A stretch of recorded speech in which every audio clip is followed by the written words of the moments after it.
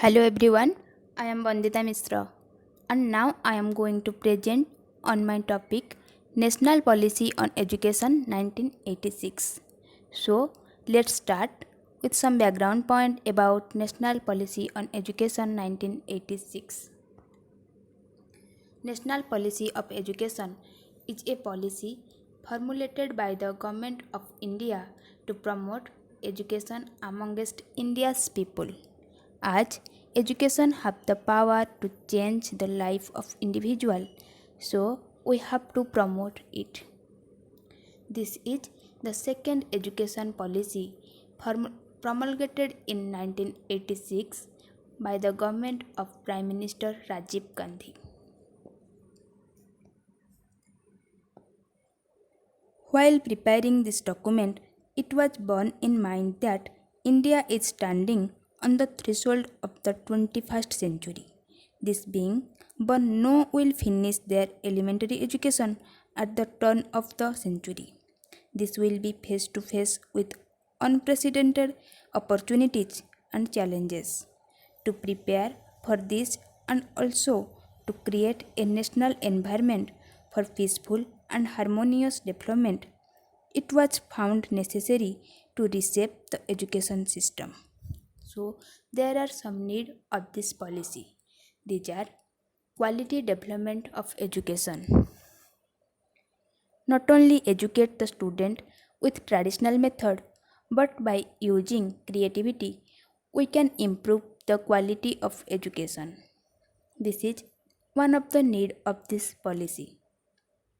The second one is enhancement of percentage of literacy to educate more and more people.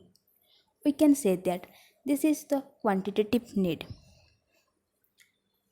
Implementation of free and compulsory education. Article 45 of our constitution says that for the free and compulsory education for all children until they complete the age of 14 years. This policy also tried to fulfill this article. Another one is modernization of curriculum and improvement of examination system. So before we talk about the recommendation of this policy, first we understand what is the role of education according to this policy. All-round development. In our national perception, education is essentially for all. This is fundamental to our all-round development, material and spiritual. Acculturating role. Education has an acculturating role.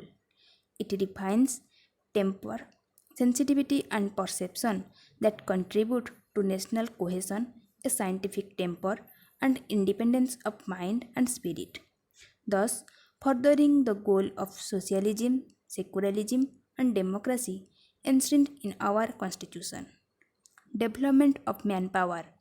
Education develops manpower for different level of the economy. It is also a substract on which research and development flourish, being the ultimate guarantee of national self-reliance. Unique investment. Education is unique investment in the present and the future. This cardinal principle is the key to the national policy of education. There are some recommendations of this policy for secondary education. These are increase enrollment particularly in science, commerce and vocational stream. Secondary education begins to expose students to the differentiated roles of science, humanities and social sciences. Access for computer education.